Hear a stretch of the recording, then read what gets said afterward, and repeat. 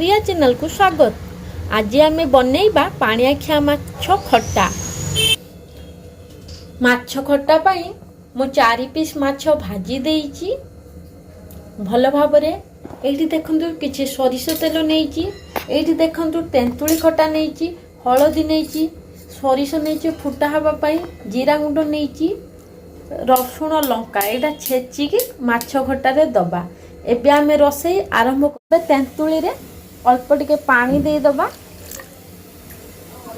पानी दे देली। एबे भल भाबरे आमे चकुड़ी दबा।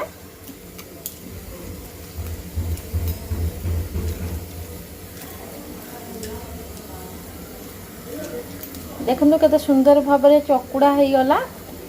एई सब फिंगी दबा। देखंतु तेल हेई गलेनी। एबे आमे अल्प सरिष दे दबा। आपण चाहे भेसिंगा पत्र भी पकई परिबे। एबे रसुण कंचा लंका छेची देइची ढाली दबा।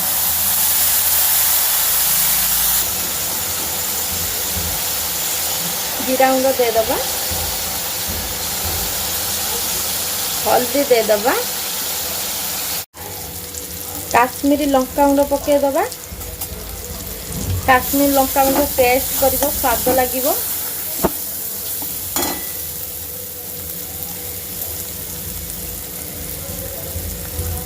एबे आमे खट्टा पानी दे दबा।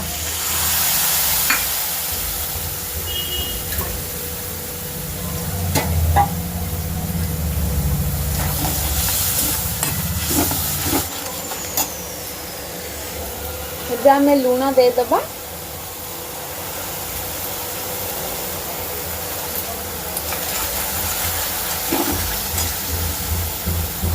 पानी दे दबा।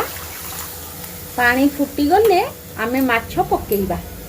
देखंतु पानी फुटी गलेनी मसला पानी। एबे माछ पकेइबा।